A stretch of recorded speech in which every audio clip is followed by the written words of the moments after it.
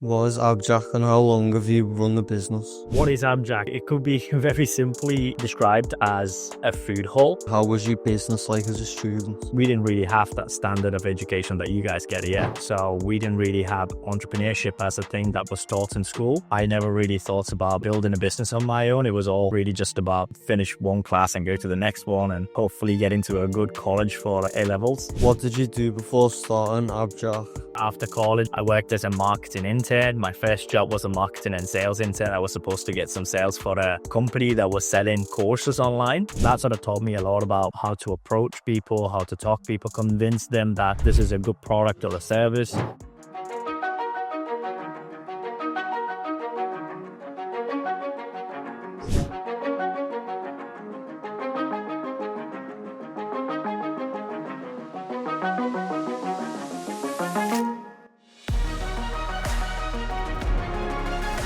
Good morning.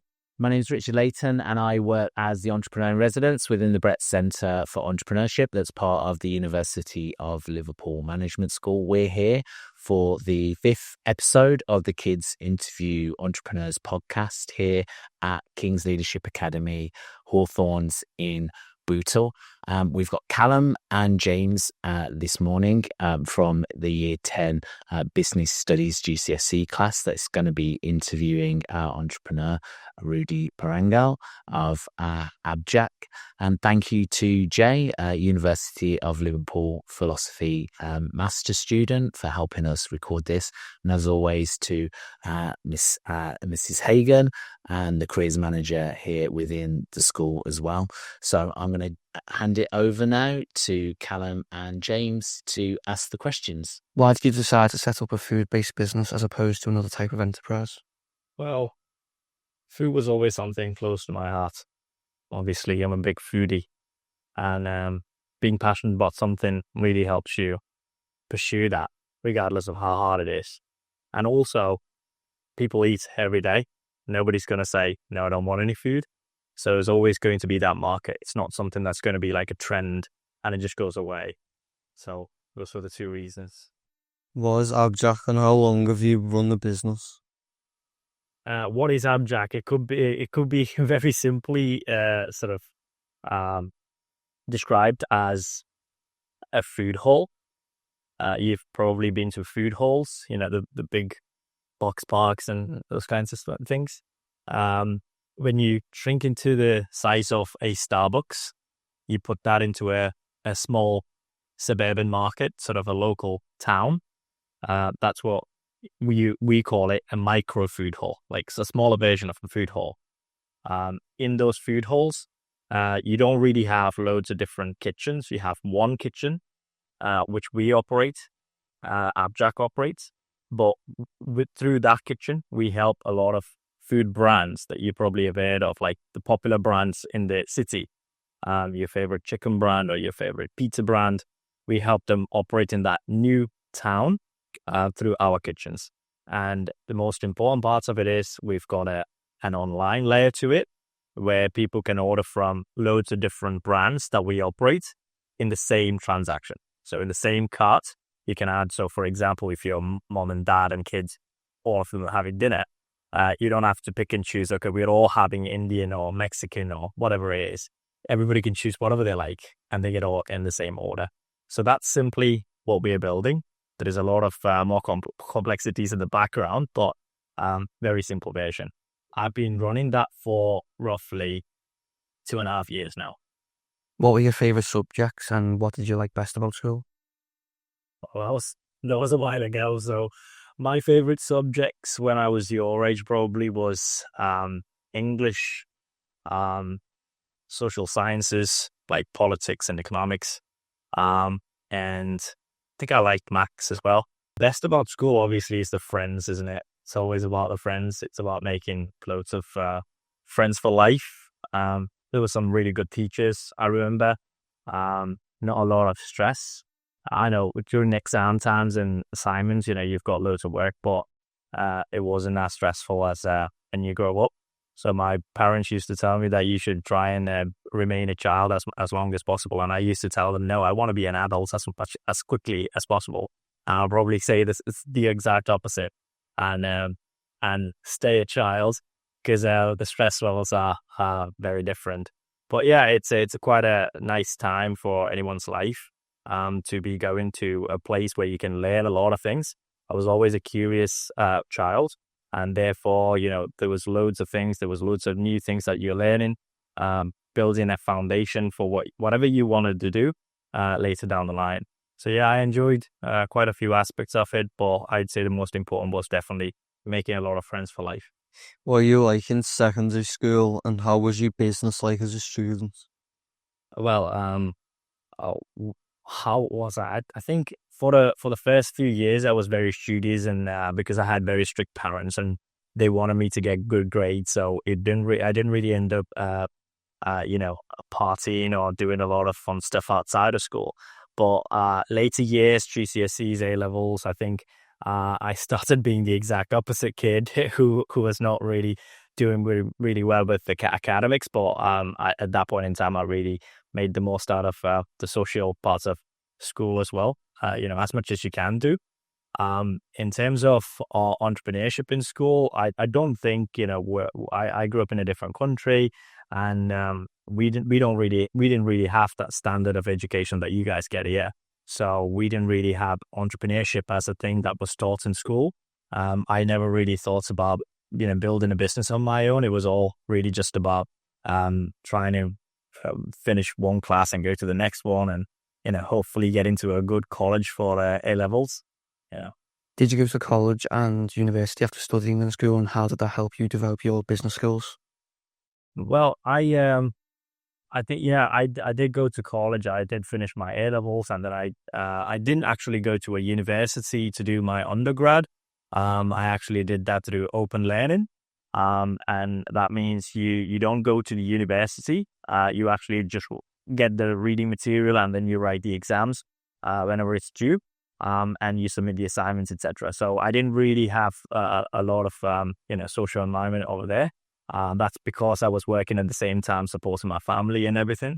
But then I decided to quit the job and then move here to the UK and do a master's degree, which is where I studied more about business management.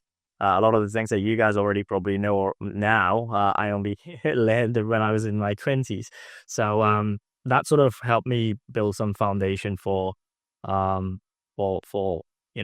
beginning, doing something, starting something on my own. Not as much practical experience, but you do get a lot of good foundational knowledge to do something on your own. Yeah. So I did an MSc in international business, and I did a bachelor's in accounting and finance. My A levels was mostly in science subjects, so I didn't really study anything business wise in college. What could school have done to encourage or support you and others into entrepreneurship more? Pretty much exactly what Richard and Miss Hagan is doing for you guys here. The King's Leadership Academy is doing for you guys. I think these kinds of things really help you get a better idea of, what is involved in building a business, all the good things, all the bad things. You never really, nobody's going to be able to teach you how to build and run a business.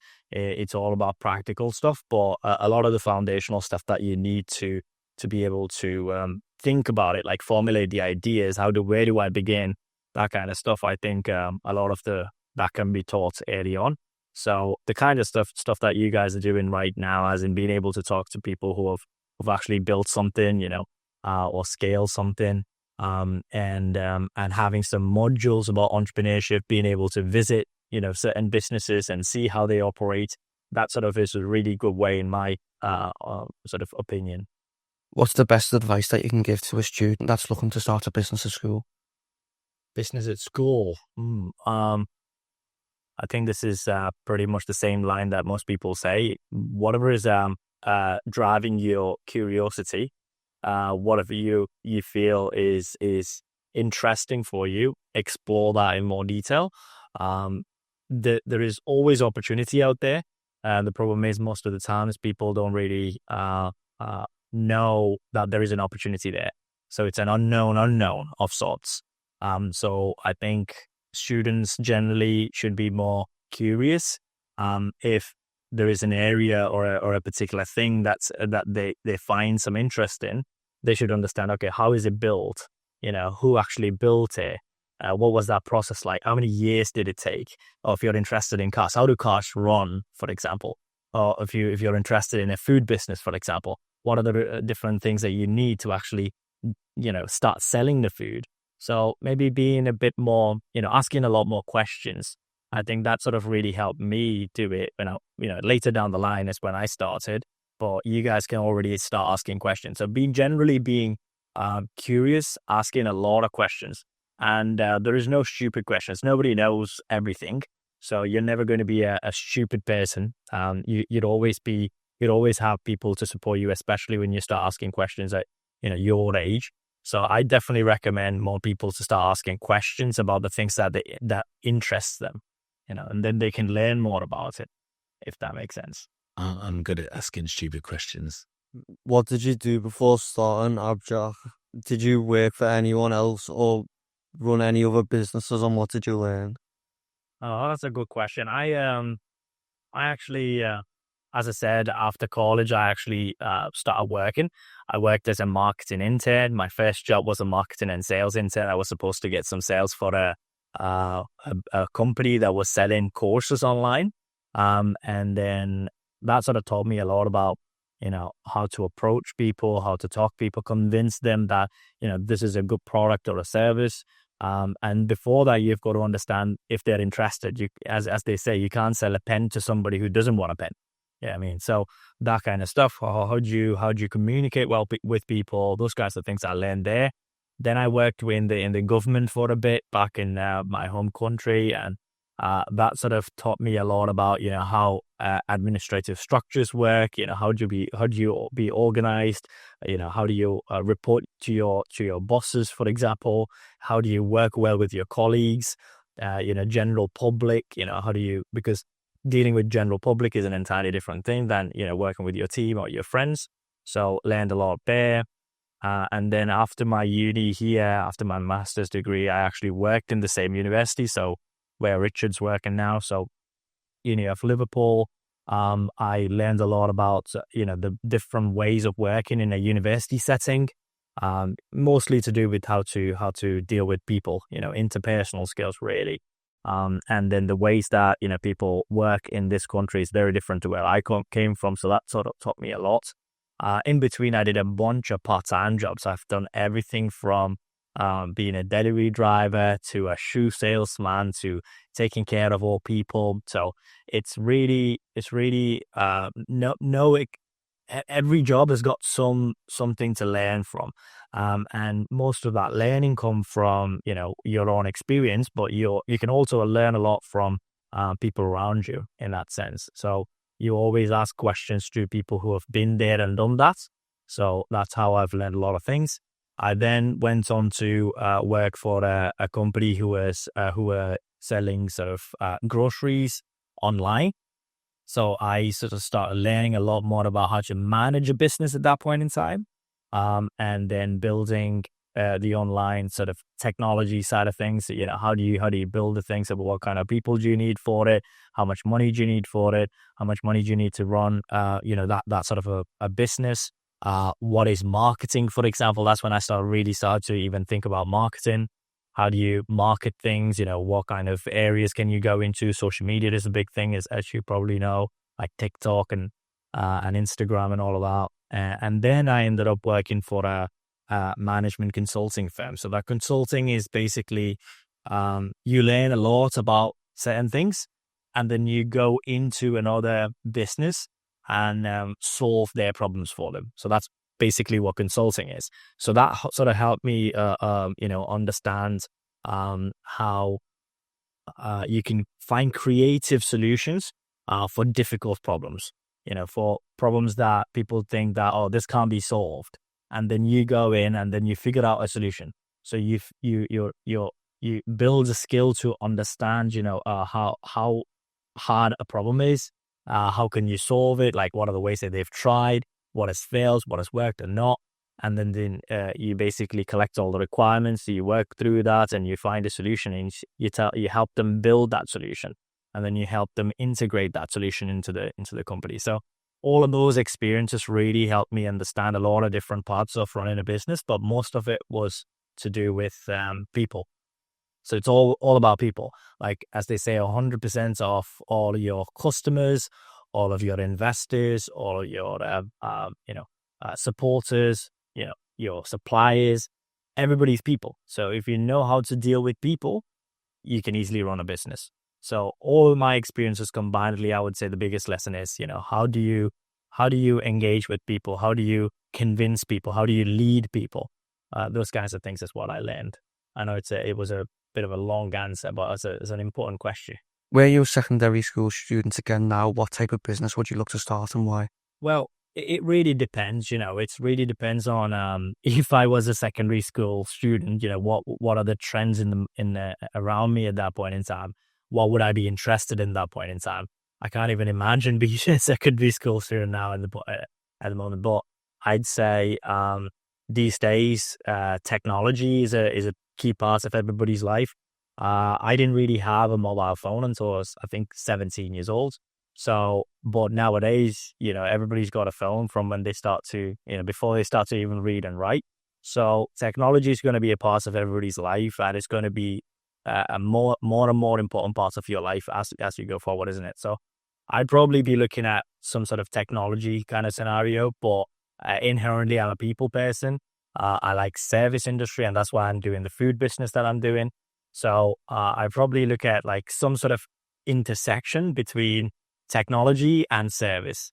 You know what I mean? So that's what I'd probably be looking at if I was still a student. But I probably wouldn't have been thinking about it that way if I was a high school student.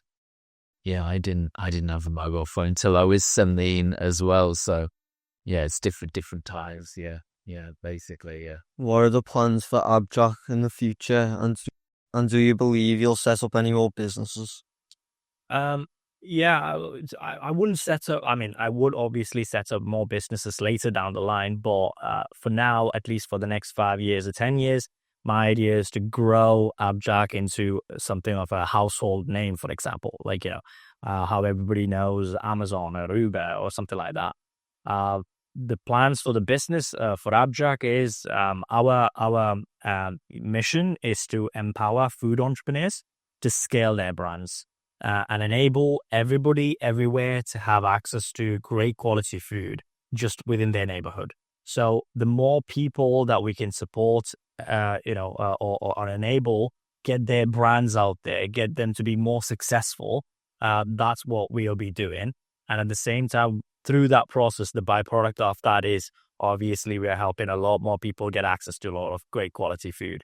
So the way that we do it is by having a lot of micro food halls around the country. So we've just started one like 3-4 months ago in Liverpool and West Derby, and we're gonna scale that into another location later down this year. And in the next couple of years, we'll probably scale it up to like, say, 20 or 25 sites. And then we want to just grow and have, it's a place where people hang out. It's a place where, families and friends, enjoy having some fantastic meals. And it's a place where if you're a food entrepreneur, you know that once you've built your brand to a point, then you can easily scale it through us. So that's the idea with the business. Thanks. All questions? All of questions. No, I think it's a really great concept for a business, especially because being an entrepreneur, the most difficult thing is to actually kind of scale once you've done. So it is hard to create a self-sustaining model, but it's not impossible. And you kind of feel like you've reached the top of the mountain, and then you actually realize you've already developed. Yeah, you just like up to your run up, like, it's like, gosh, that mountain's 10 times the size. So I think you've spotted a really great gap and a niche where, people get to a certain point where they've created and established a good local business. They have aspirations to grow and develop that further, but actually it's like, I need some more help and support to do that. So, I mean, having a network, especially if you're a food-based entrepreneur, of micro food halls that you can then think, I've got a really great brand established here. I don't necessarily have to go out and raise tens of millions and independently scale this. I can actually pop this clever model that I've managed to create locally into another model that will then suddenly make me a national. We growth scale that. Yeah. Basically, I'd recommend everybody to at some point take a part-time job in a restaurant. You'll understand how stressful it is.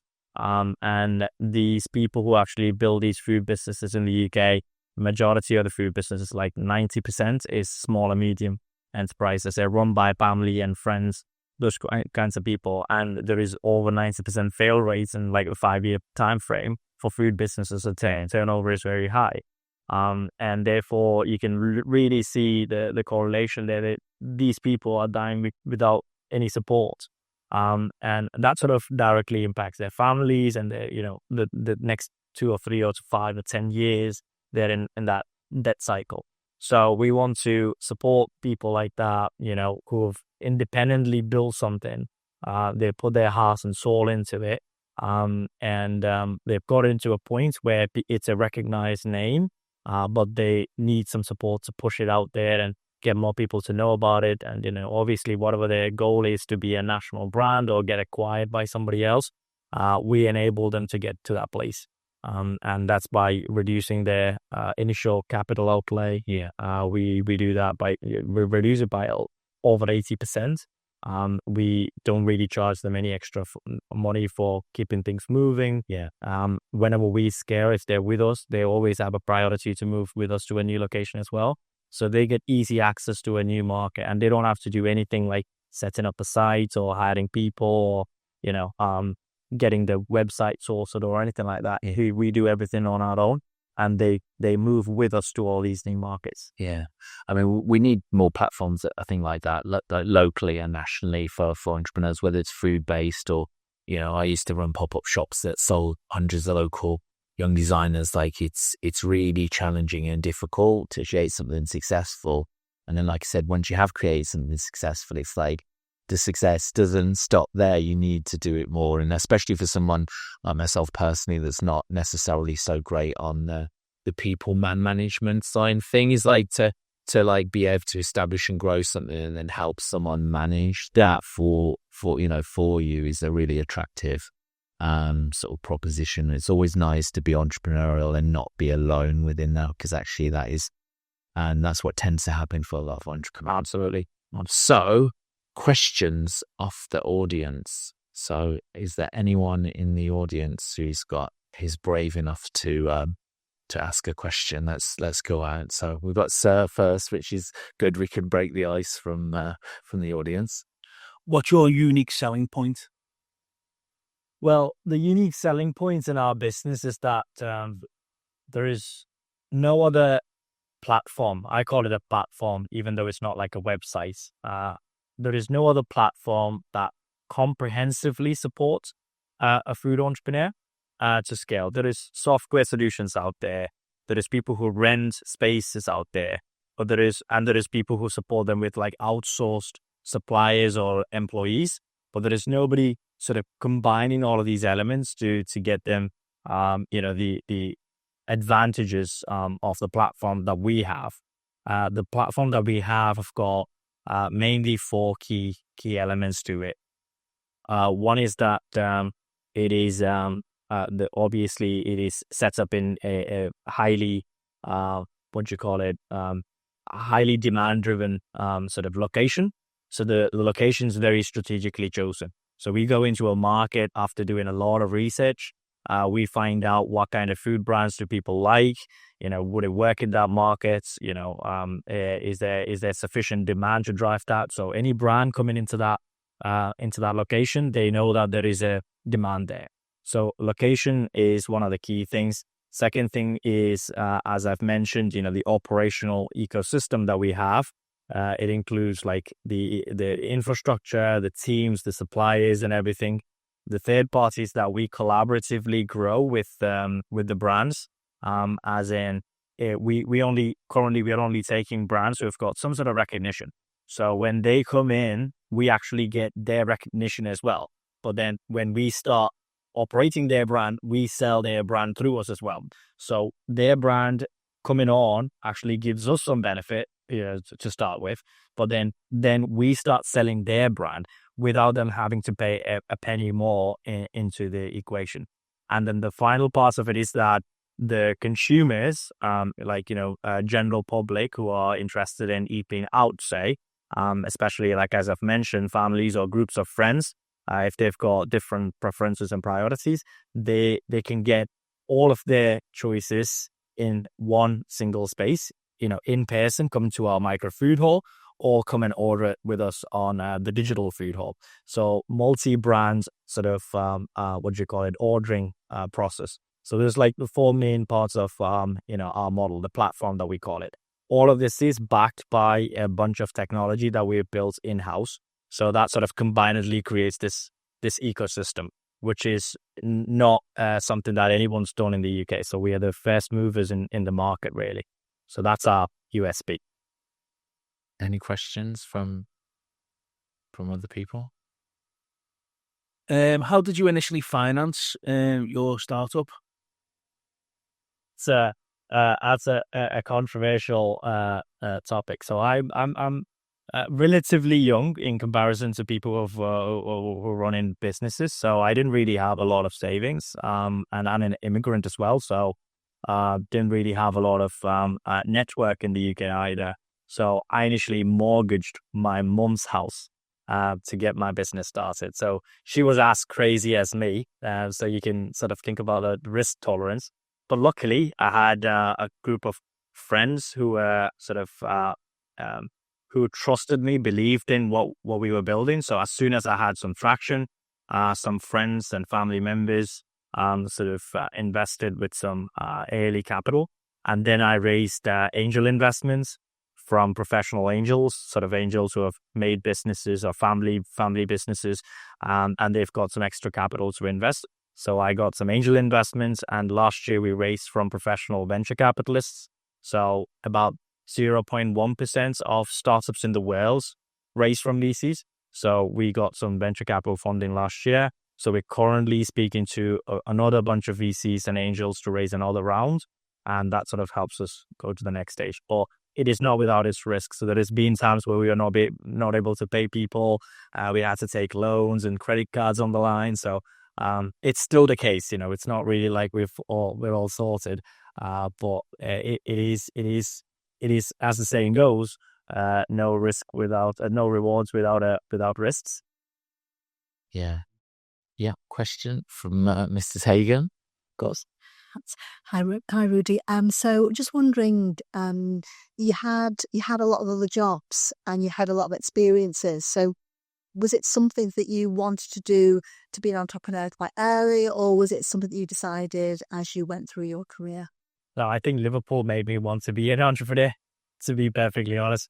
I didn't really have, I didn't grow up in an entrepreneurial setting. None of my family members were particularly in business. I was always looking for a job, the safer option. But this came out of my own personal problem that I faced when I moved here. So the lack of access to authentic food. And then that sort of led me to think about, how do we solve that problem? And then that sort of led me into going into food businesses and understanding how it works. And that's when I discovered, there is a bigger problem here, which is without solving that, this problem can't be solved. So that's how I ended up there. And it was only when I was working in my last job as a management consultant that I thought it was a fantastic organization, but I really felt like a very tiny part of a big machine, like a screw in a massive giant machine. And that sort of led me to think that I need to do something that sort of gives me a little bit more I have a little bit more impact, and I wanted to follow my passion, which is in food and service and tech, and that sort of all came together at that point in time. Like this was in 2022, and that's why I thought I should take that risk before I have a family or anything, so don't want to put anybody else at risk. So I decided to take that leap of faith at that point in time. Yeah, so I've got a question. you mentioned that 90% of food-based businesses fail. So that's obviously an extremely high failure rate. I mean, entrepreneurship is more about failure than success. But for a particular sector, having a failure rate that high is quite astronomical. So yeah, it's not for the faint-hearted, and you have to be sort of very brave. But there seems to be a lot of people that want to do that, like you said. Businesses are really interesting if, people eat every day. So at least, there's transactions that you can get, as opposed to other things like clothing, where maybe someone might buy something every kind of couple of weeks. But what do you think in particular is the reason for a 90% failure rate? It's a multitude of reasons, really. Quite simply, microeconomics. Really, there is a lot of things at play. So everything from, for example, when there was a war, the energy prices went up. Then there is an inflation. All the supplies, the price goes up, and then you're not able to meet your margin. That's one simple reason. Taxes on top of that is another reason. But taxes is not, obviously every business is paying tax, but you're taxing something that's worth 7 quid, 8 quid. And the problem is it's price elasticity as well. So with a car, if you're putting £1,000 on top of that, people are not going to go, oh, I'm not buying that car because it's £1,000 more expensive. Whereas we know from experience that if you put 50p up, 50 pence up, there are people who would go, no, I'll just go to the other shop because somebody else is offering me at that price.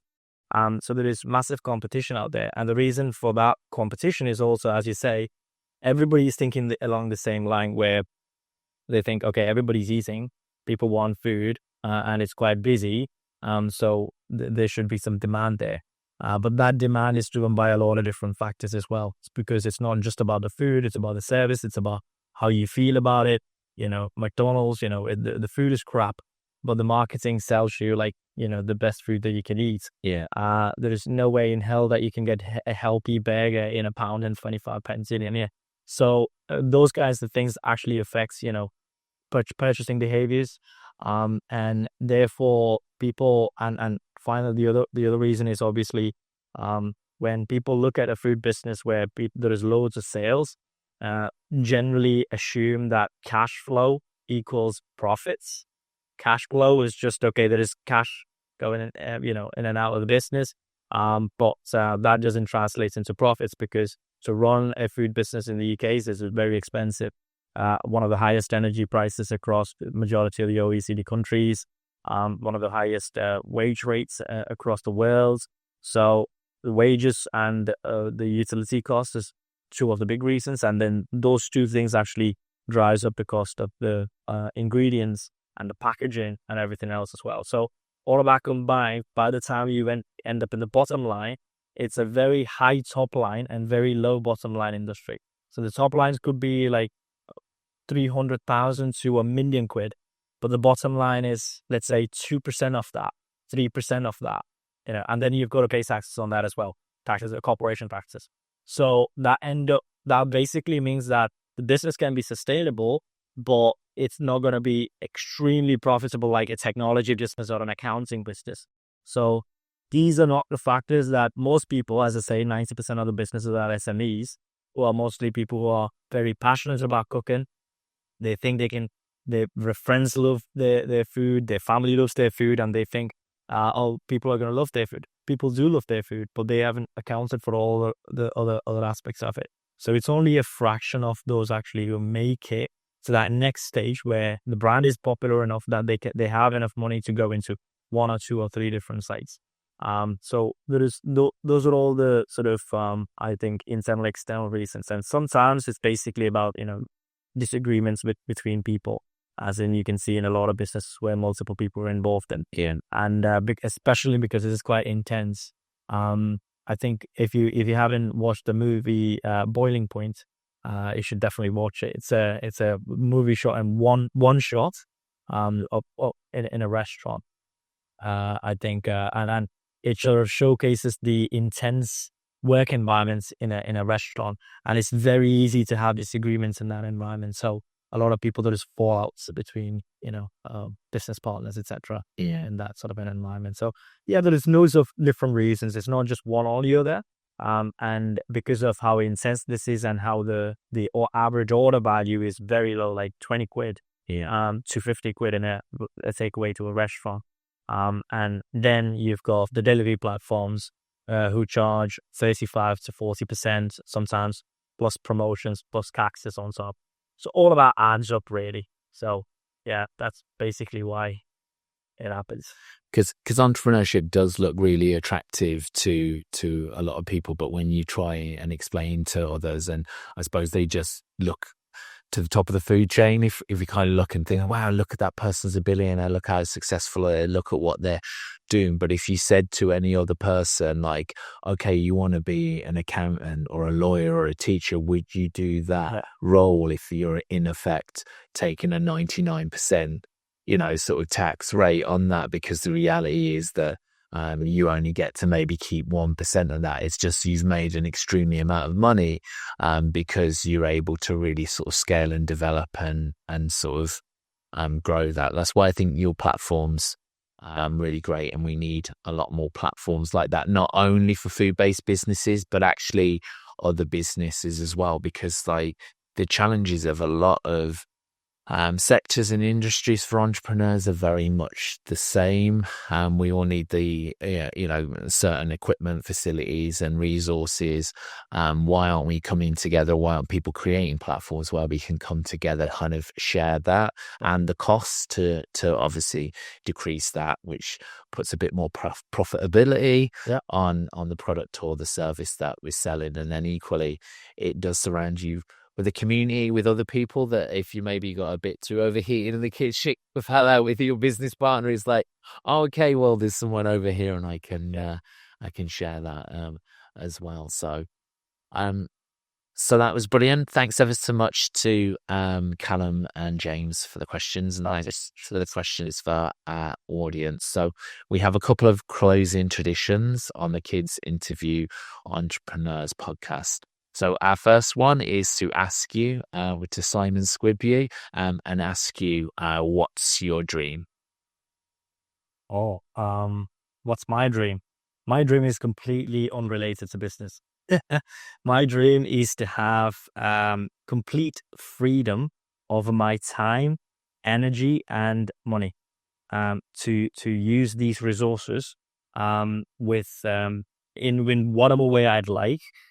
With the people that I love, and building this business or building anything or doing whatever I'm doing right now is a way to is a means to get to that place.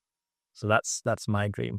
Yeah. And obviously, once you get to that place, you want to share that knowledge with everybody so that everybody can get to that place. Yeah. Which again sort of really resonates with Simon Squibs and he's give without take, sort of principle. And again, I think a lot of entrepreneurs are like that. Certainly for myself, in effect, I'm looking to create something in a model that works, that's scalable and replicable, and generates a residual income, if you like. So then you can spend, as much as your time literally on anything that you want to do and not necessarily have to be worried about doing that. And actually, there are a lot of entrepreneurs out there that want to give back and want to help its friends or family or community. It's not necessarily that we're all out there to grab hold of the money. It's what that money can afford you to do, and that you don't have to turn up and do something because you need to show up to. Yeah, a lot of the times I think people who are running businesses, entrepreneurs, and even people who build small businesses into big businesses, they get criticized a lot that, oh, you're too big or whatever it is. But in my personal experience and whatever I know, it's a force for good and minor effective. There are businesses who are taking advantage of the system and people and everyone. But in my perspective, the best way anybody could drive change in the world, make the world a better place, is by building something from scratch. And there is a certain sense of freedom and empowerment that you get, a sense of joy that you get from doing that, even though it's like super difficult. So I definitely recommend if there is even a little bit of curiosity and enthusiasm at your end, and something drives you, just follow that. That's my 2 cents on it. Awesome. And our final closing tradition is to Stephen Bartlett. So Diver CEO, if you just want to grab one of the 2 conversation cards and pull one out, maybe Callum or James can read that out to you if you select one. So Fine. coffee from Adam. Yeah. And oil. And then if you want to ask Rudy his final question. Tell a specific story of someone in your life who helped make you into the person you are today, and what did they do? That's for me, that's a very easy question because I'll probably credit my dad with that. He's unfortunately not with us anymore. He passed away when I was about, not your age, probably a couple of years older than you guys are, 17. But he sort of left me with a lot of lessons for life, and that's basically what leads me, even to this day. So yeah, it's pretty much my dad. Everything to do with how do you deal, how do you deal with problems in your life? How do you deal with people in your life? How you should be a good person generally. You should be genuine and principles and all those kinds of values. Yeah. That's a nice way to end it. Actually, I wear these because my dad did. Unfortunately, he's not with us sort of anymore, but I wear these to remind Hasdy of him. So it's a nice way to end. So thanks again to Mrs. Hagan and the pupils of the business GCSE here at King's Leadership Academy, Hawthorns in Bootle, as well as Jay for recording another episode of the Kids Interview Entrepreneurs podcast. Thanks again to Callum and James for asking the questions, and Rudy for coming in. And finally, thanks to the Brett Centre for Entrepreneurship, University Liverpool Management School, and Paul Brett within that, and Sir Peter Rigby as well. And we look forward to seeing you in another episode of Kids Interview Entrepreneurs. Thank you. Awesome.